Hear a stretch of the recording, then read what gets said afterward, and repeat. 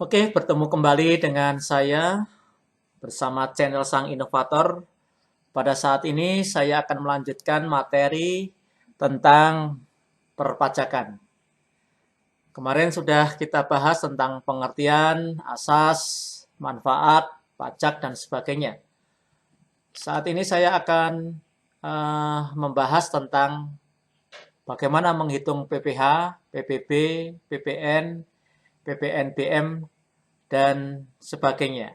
Langsung saja kita mulai materi berikut ini. Yang pertama, dapatkah pajak itu dapat diklasifikasikan? Tentunya dapat. Ada beberapa klasifikasi pajak. Yang pertama adalah menurut sifat, kemudian yang kedua adalah menurut pengelola, kemudian yang ketiga menurut subjek, dan yang keempat adalah menurut asalnya. Kita bahas yang pertama, menurut sifat. Jenis pajak menurut sifat itu yang pertama adalah pajak langsung, yang kedua pajak tidak langsung. Pajak langsung adalah pajak berdasarkan surat keterangan, kemudian tidak dapat dilimpahkan ke pihak lain, kemudian dipungut setahun sekali, misalkan adalah PPh, pajak penghasilan, dan PPB, pajak bumi dan bangunan. Kemudian yang kedua adalah pajak tidak langsung. Pajak tidak langsung itu juga berdasarkan surat keterangan, dapat dilimpahkan kepada orang lain, dipungut setiap terjadi transaksi. Contohnya adalah PPN, pajak pertambahan nilai. Jadi di sini ada perbedaan antara pajak langsung dan pajak tidak langsung. Cirinya pajak langsung itu tadi dipungut berdasarkan surat ketetapan pajak atau KOHIR. Tapi kalau pajak tidak langsung itu dipungut tanpa menggunakan surat ketetapan pajak atau KOHIR. Bedanya. Kemudian yang kedua, cirinya pajak langsung tidak bisa dialihkan atau dilimpahkan ke pihak lain. Kalau yang pajak tidak langsung itu bisa dialihkan, dilimpahkan pada pihak lain. Kemudian yang ketiga adalah ciri pajak langsung, yaitu dipungut setahun sekali. Kalau tidak langsung itu dipungut setiap terjadi transaksi. Nah, ini adalah perbedaan antara jenis menurut sifatnya. Kemudian yang kedua, menurut pengelola. Nah, jenis pajak menurut pengelolanya itu ada pajak dari pusat, ya, dikelola oleh pemerintah pusat. Kemudian yang kedua adalah pajak daerah dikelola oleh pemerintah daerah. Oke. Ciri-ciri pajak daerah yaitu daerah yang membedakannya dengan pajak pusat. Jadi saya ulangi, ciri-ciri pajak daerah ada yang membedakan antara pajak daerah dan pajak pusat. Nah, daerah itu ada dua, daerah provinsi, daerah kabupaten atau kota. Yang pertama, pajak daerah itu bisa berasal dari pajak asli daerah atau pajak pusat yang diarahkan atau diserahkan ke daerah sebagai pajak daerah. Kemudian yang kedua, pajak daerah itu hanya dipungut di wilayah administrasi yang dikuasainya. Kemudian yang ketiga, pajak daerah digunakan untuk membiayai urusan atau pengeluaran untuk pembangunan dan pemerintah daerah. Kemudian yang selanjutnya, pajak daerah dipungut berdasarkan peraturan daerah, yaitu Perda dan undang-undang, sehingga pajaknya dapat dipaksakan kepada subjek pajaknya. Nah, inilah ciri-ciri pajak daerah. yang membedakan dengan pajak pusat. Ya, sebelum dilanjutkan, silahkan like, kemudian komen dan share, serta subscribe supaya dapat mengembangkan channel Sang Inovator, dapat informasi materi-materi terbaru dari channel Sang Inovator. Selanjutnya kita bahas tentang pajak pusat. Ada beberapa jenis pajak pusat. Yang pertama adalah pajak penghasilan atau PPh. Apa itu PPh? PPh itu adalah pajak yang dikenakan kepada orang pribadi atau badan atas penghasilan yang diterima atau diperoleh dalam 1 tahun pajak. Dengan demikian, maka penghasilan itu dapat berupa keuntungan usaha, gaji, honorarium, hadiah, dan sebagainya. Itu dikenakan pajak penghasilan. Yang kedua adalah pajak pertambahan nilai atau PPN. Adalah pajak yang dikenakan atas konsumsi barang yang kena pajak atau jasa kena pajak di dalam daerah pabean atau wilayah Indonesia. Orang pribadi, perusahaan, maupun pemerintah yang mengkonsumsi barang kena pajak atau jasa kena pajak dikenakan PPN. Selanjutnya kita jelaskan tentang pajak pusat berikutnya, yaitu pajak penjualan atas barang mewah atau PPNBM. Ya. Selain dikenakan PPN atas penjualan barang, maka setiap pengkonsumsian barang kena pajak tertentu yang tergolong mewah, maka dikenakan PPNBM. Nanti kita bahas tentang PPNBM. Kemudian biaya meterai. Biaya meterai itu adalah pajak yang dikenakan atas pemanfaatan dokumen seperti surat perjanjian, akta notaris, serta kwitansi pembayaran, surat berharga, dan efek yang memuat jumlah uang atau nominal di atas jumlah tertentu sesuai dengan ketentuan. Yang terakhir adalah pajak bumi dan bangunan, PBB. Nah, PBB itu apa? PBB adalah pajak yang dikenakan atas kepemilikan atau pemanfaatan tanah dan atau bangunan.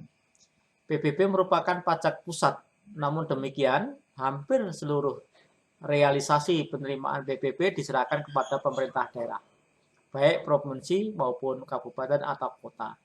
Ini mulai 1 Januari 2014, PBB itu diserahkan pemerintah pusat ke pemerintah daerah. Ya. Sehingga masuk kepada kas daerah. Namun, ada beberapa PBB yang masuk ke pemerintah pusat, yaitu untuk PBB perkebunan, perhutanan, dan pertambangan. Ini masih masuk ke pajak pusat. Selanjutnya, pajak daerah.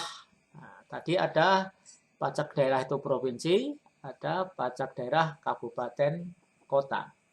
Menurut Undang-Undang Pajak Daerah dan Retribusi Daerah Nomor 28 Tahun 2009, yang termasuk pajak daerah provinsi itu apa saja? Yang pertama adalah pajak kendaraan bermotor atau PKB dan kendaraan di atas air. Jadi mobil, sepeda motor, kemudian perahu bermotor itu kena PKB, pajak kendaraan bermotor. Kemudian yang kedua, bea balik nama kendaraan bermotor, BBNKB namanya, bea balik nama kendaraan bermotor. Jadi kendaraan bermotor setiap terjadi balik nama maka dikenakan BBNKB. Kemudian yang ketiga, pajak bahan bakar kendaraan bermotor. Diistilahkan PBBKB, pajak pajak bahan bakar kendaraan bermotor. Kemudian pajak pengambilan dan pemanfaatan air bawah tanah. Jadi pengambilan air bawah tanah itu kena pajak. Kemudian pajak rokok. Ini adalah beberapa kategori pajak atau jenis-jenis pajak daerah provinsi yang dipungut di tingkat provinsi. Kemudian selanjutnya pajak daerah tingkat yang dipungut kabupaten atau kota madya. Misalkan adalah pajak hotel, ada pajak restoran, ada pajak hiburan, bioskop misalkan, ada pajak iklan, reklame, ada pajak penerangan jalan, ada pajak mineral bukan logam dan batuan, ada pajak parkir, ada pajak air tanah, pajak sarang burung walet, pajak bumi dan bangunan pedesaan dan perkotaan, ya, atau diistilahkan dengan PPB P2. Kemudian bea perolehan hak atas tanah dan bangunan, diistilahkan dengan BPHTB. Ini adalah beberapa pajak yang masuk ke daerah kabupaten atau kota. Ya, cukup jelas untuk pembahasan tentang pajak daerah, kota, dan provinsi. Kita kembali ke materi sebelumnya. Yang kedua adalah tadi menurut pengelola ya, pusat dan daerah. Kemudian yang ketiga adalah menurut subjeknya. Nah, jenis pajak menurut subjek itu ada 3. Pajak perorangan, pajak badan usaha, kemudian pajak atas warisan. Oke, kemudian menurut asalnya. Ya, menurut asalnya ada pajak luar negeri, ada pajak dalam negeri. Oke. Oke, sekarang kita bahas tentang objek pajak. Nah, tadi sudah saya jelaskan di depan bahwa objek pajak itu ada 4, yaitu PPH, PPB, PPN, PPNBM. Pajak penghasilan, pajak bumi bangunan, pajak pertambahan nilai, penjualan barang mewah. Oke, kita bisa bahas, kita lihat atau kita dalami materi PPH, PPB ini melalui link sebagai berikut. Ini, penghitungan pajak. Ini cukup penting ya. Sebelum menghitung pajak tadi, keempat jenis pajak tadi, kita terlebih dahulu mengenal istilah PKP. Apa itu? Penghasilan kena pajak.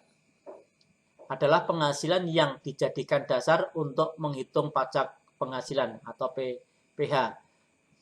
Kita harus memahami apa itu yang dimaksud dengan PKP, penghasilan kena pajak.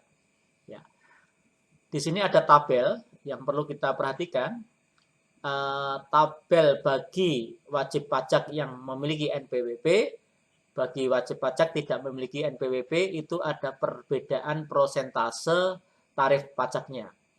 Apabila pendapatan kena pajak PKP-nya sampai dengan 50 juta, yang memiliki NPWP maka 5%, yang tidak memiliki 6%, lebih tinggi. Penghasilan, pendapatan kena pajak di atas 50 juta sampai 250 juta, itu tarif pajaknya 15%, yang tidak memiliki NPWP 18%. Di atas 250 juta sampai 500 juta, 25% dan 30%. Di atas 500 juta, maka tarifnya 30%, yang tidak memiliki NPWP 36%. Jadi lebih tinggi yang tidak memiliki NPWP tarifnya. Ini adalah tarif penghitungan pajak penghasilan berdasarkan peraturan dari pemerintah.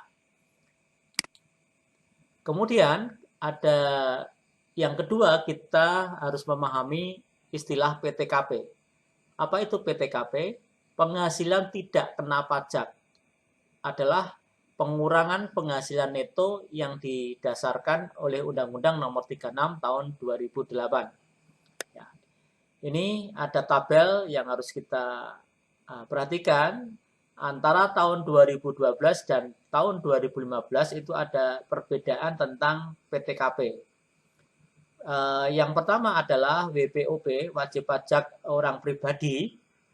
Itu kalau tahun 2012 itu PTKP-nya, penghasilan tidak kena pajaknya 15.840.000. Kalau 2015 36 juta, mengalami perubahan. Yang kedua adalah apabila tambahan wajib pajak itu kawin, maka ada perbedaan 2012 1.320.000, 2015 3 juta. Yang selanjutnya tambahan untuk istri berpenghasilan yang digabung dengan suami, maka yang 2015 36 juta. Yang keempat, tambahan untuk tanggungan atau anak itu 2015 per anak itu 3 juta. Yang 2012 1,320 ribu rupiah. 1.320.000. Nah, ini dasar untuk nanti pengurangan penghasilan karena kita akan menentukan berapa pajak yang dikenakan atau yang harus dibayar. Kemudian berdasarkan ini peraturan Menteri tahun 2016 tentang PTKP yang terbaru, itu ada perubahan. Ya, yang perlu kita perhatikan di sini, untuk wajib pajak orang pribadi, untuk diri wajib pajak orang pribadi, itu besarnya PTKP adalah 54 juta per tahunnya. Kemudian tambahan untuk wajib pajak berstatus kawin, maka 4,5 juta. Tambahan untuk istri berpenghasilan digabung dengan penghasilan suami 54 juta. Kemudian yang keempat, tambahan untuk setiap anggota keluarga sedarah dan anak angkat menjadi tanggungan itu sebesar per anak 4,5 juta. Jadi maksimum 3 orang anak. Ini adalah PTKP berdasarkan Peraturan Menteri terbaru nomor 2016. Dengan demikian, apabila status tentang tenaga kerja itu tidak menikah, artinya belum punya anak, maka PTKP-nya kena 54 juta. Kalau kawin, belum punya anak, berarti 58.500.000. Ya, ditambah ini 54 ditambah 4,5 ditambahkan. Orang pribadi 54, kemudian ditambahkan status kawinnya 4,5. Apabila statusnya adalah kawin punya anak 1, maka 63. Dari mana itu? Adalah dari wajib pajak orang pribadi tadi 54, istri 4,5, kemudian anak 1 4,5, maka totalnya 63. Kalau anak 2 ditambah lagi 4,5 juta. Kalau dia statusnya K3, maka ditambah lagi 4,5 juta. Maka PTKP-nya 32 juta. Oke, saya lanjutkan. Saya ulangi. Misalkan ada contoh soal seperti ini. Ini Joko merupakan pegawai pada perusahaan PT Mulya Jaya, menikah tapi belum memiliki anak. Memperoleh gaji per bulannya 6 juta. Kemudian PT Mulya Jaya mengikuti program Jamsostek, premi jaminan kecelakaan kerja dan premi jaminan kematian dibayar oleh pemberi kerja dengan jumlah masing-masing 0,50% dan 0,30% dari gaji. Kemudian PT Mulya Jaya menanggung iuran jaminan hari tua setiap bulannya sebesar 3,70% dari gaji, sedangkan Joko ini membayar iuran jaminan hari tua sebesar 2% dari gaji setiap bulan. Di samping itu perusahaan mengikuti program pensiun untuk pegawainya. Perusahaan membayar iuran pensiun untuk Joko, untuk ini karyawan yang bernama Joko setiap bulannya 100.000. Sedangkan Joko membayar iuran pensiun sebesar 50.000. pada bulan Juli 2009, Joko hanya menerima pembayaran berupa gaji. Bagaimana menghitung PPh pasal 21 bulan Juli tahun 2019? Nah, di sini sudah saya berikan penyelesaiannya. Caranya seperti ini. Kita hitung dulu. Oke, kita hitung dulu gajinya adalah ini. Per bulannya 6 juta. Kemudian perusahaan membayar jaminan kecelakaan kerja. Dari mana? 50% ini. Ini 50%. 50% ini. Iya. Iya, 50% kali berapa? Kali dari gajinya. Nah, ini kali 6 juta.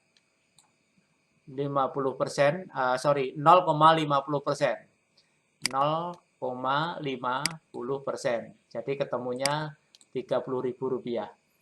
Kemudian premi jaminan kematiannya sebesar 0,30%. Ini adalah 0,30 ya persen. Ya. Dari kali 6 juta tadi. 6 juta. Ketemunya adalah Rp18.000.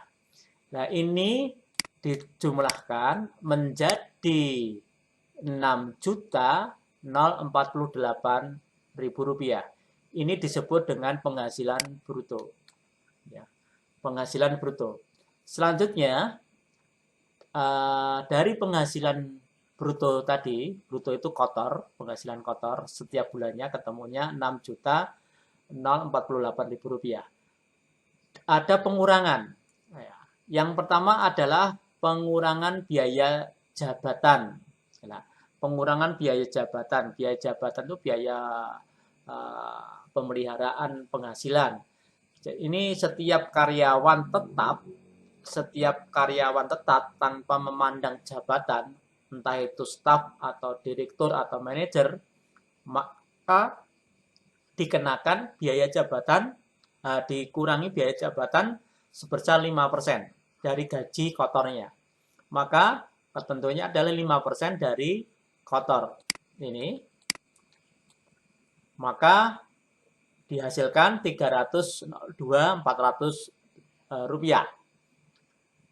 Iuran pensiun ini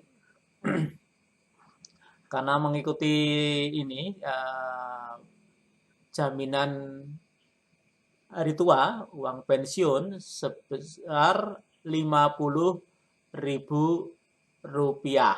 Nah, tadi yang dibayar oleh Joko.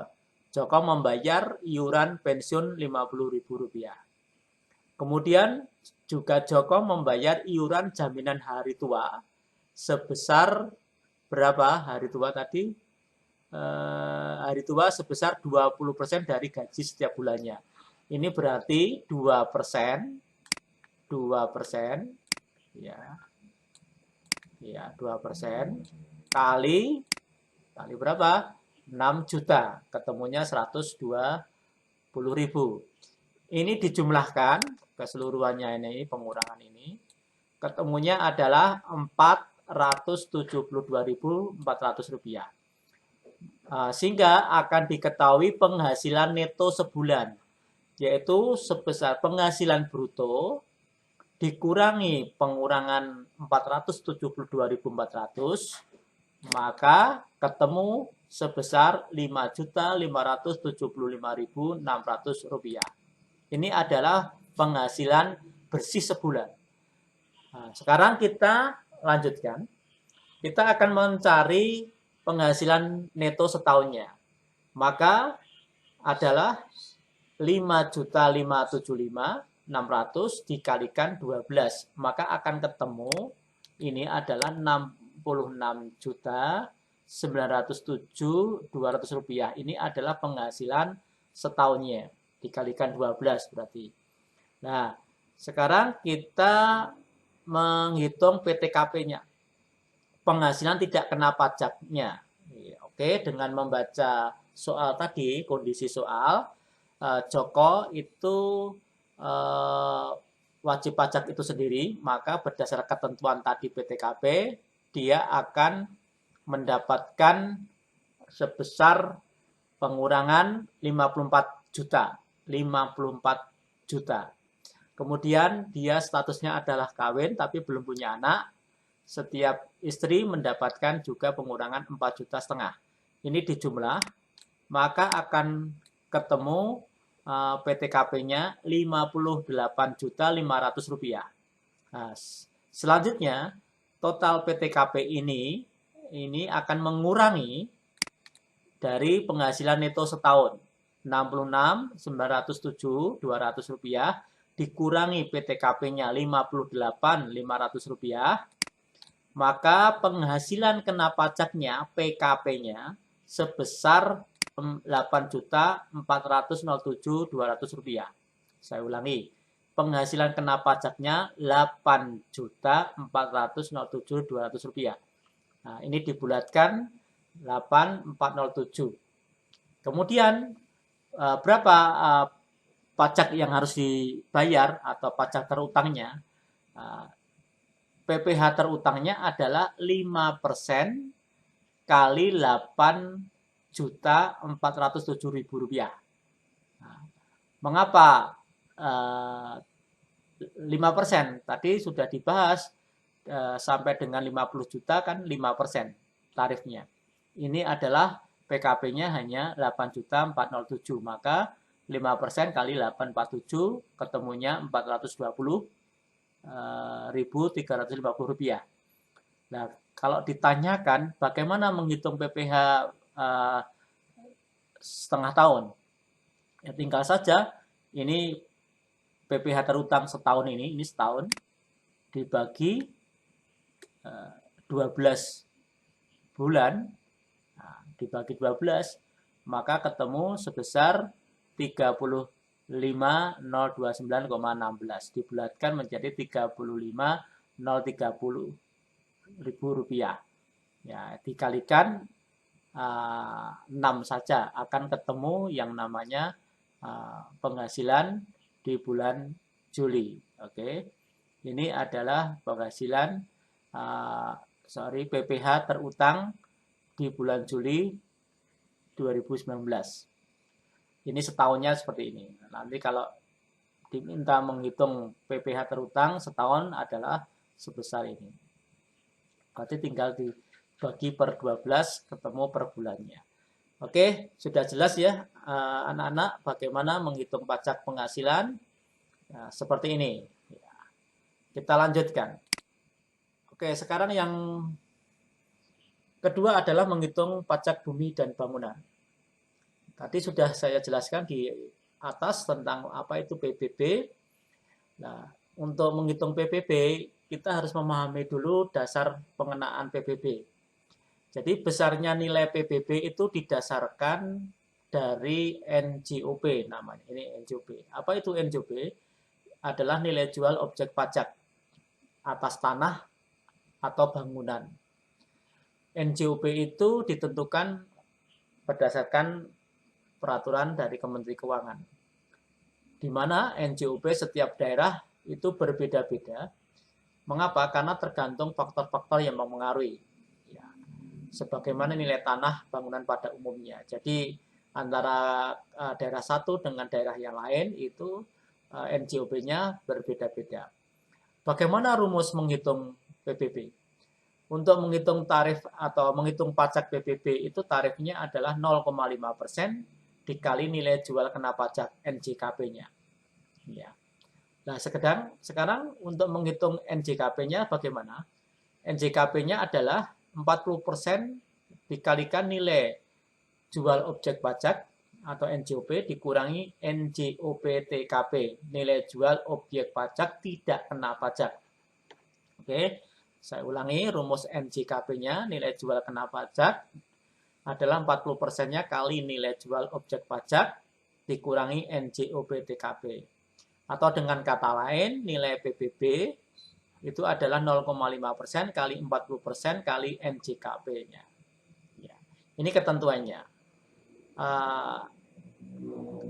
Ini 40% itu apabila lebih dari nilainya, nilai atas tanah dan bangunan itu 1 miliar. Itu maka lebih dari 1 miliar kena 40%. Apabila kurang maka 20% dari nilai tersebut. Ya. Kemudian ini menjadi ketentuannya adalah NJOP-TKP-nya adalah 12 juta. Oke, kita langsung bahas bagaimana tentang contoh soalnya. Contoh misalkan, PT Mulya Jaya memiliki lahan di daerah Karanganyar dengan memiliki area tanah seluas 1000 meter persegi dengan luas bangunan 800 meter persegi. Jadi memiliki tanahnya 1000 meter, di atas tanah itu ada bangunan sebesar 800 meter persegi. Diketahui bahwa NJOP tanah per meter di daerah tersebut sebesar 5 juta. Dan harga bangunan per meternya 1 juta. Nah, sekarang bagaimana menghitung besar PBB-nya? Ada 3 langkah yang harus kita perhatikan. Langkah pertama kita akan menghitung NJOP bumi dan bangunannya. Kita hitung dulu. Luas buminya berapa? Oh, 1000. 1000 kali nilai NJOP-nya di daerah tersebut. Oh, 5 juta. Maka dikalikan menjadi 5 miliar. Ini nilai buminya. Kemudian bangunannya. Luasnya berapa? 800 kali nilai NJOP-nya 1 juta. Dikalikan maka 800 juta. Nah, nilai bumi dan bangunan itu dijumlahkan menjadi nilai NJOP bumi dan bangunan sebesar 5 miliar 800 juta rupiah. Kemudian langkah kedua menghitung NJKP-nya, nilai jual kena pajaknya. Tadi rumusnya NJKP adalah 40%, karena ini di atas 1 miliar maka kena 40% kali ini adalah nilai NJOP-nya 5 miliar 800 juta dikurangi ya, tadi yang tadi di atas ada 12 juta tadi apa? Ini NJOP-TKP-nya adalah sebesar 12 juta, maka akan ketemu nilainya adalah NJKP-nya 2 miliar 315 juta 200 ribu rupiah. Ini NJKP-nya. Kemudian langkah ketiga, kita hitung berapa PBB-nya, pajak bumi bangunannya. Sebesar tarifnya 0,5 kali 2 miliar 315 200 rupiah, maka ketemu 11 juta 576 ribu rupiah. Nah, ini yang harus dibayar. Jadi maka PT Mulya harus membayar PBB sebesar 11 juta 576 ribu rupiah per tahunnya. Oke, sudah jelas ya bagaimana menghitung PBB. Ada 3 langkah. Kita lanjutkan. Menghitung PPN. Oke. Berdasarkan ketentuan pasal 7 Undang-Undang Nomor 42 tahun 2009, di sini ada penjelasan tentang tarif PPN di Indonesia. Tarif PPN itu sebesar 10%. Kemudian yang kedua, ketentuannya tarif PPN sebesar 0% dikenakan atas ekspor barang kena pajak berwujud, ekspor barang kena pajak tidak berwujud, ekspor jasa kena pajak. Kemudian tarif PPN yang dimaksud pada poin pertama bisa saja berubah menjadi paling rendah 5% dan paling tinggi 15%. Ini ketentuannya. Misalkan ini, Toko Jaya menjual TV sebanyak 20 buah TV dengan harga satuannya sebesar 6 juta. Lalu, berapakah PPN terutang Toko Jaya yang harus disetorkan? Nah, kita hitung ya, DPP-nya, daftar pengenaan pajaknya, atas penjualan 20 TV, maka 20 kali 6 juta ketemu 120 juta. PPN-nya 10% kali 120 juta, maka PPN-nya adalah 12 juta. Jadi PPN terutang wajib disetor Toko Jaya adalah sebesar 12 juta. Ya, ini tentang penghitungan PPN. Oke, sudah jelas? Oke, sebelum kita lanjutkan, silahkan saya tunggu yang belum subscribe. Silahkan. 1, 2, 3. Terima kasih telah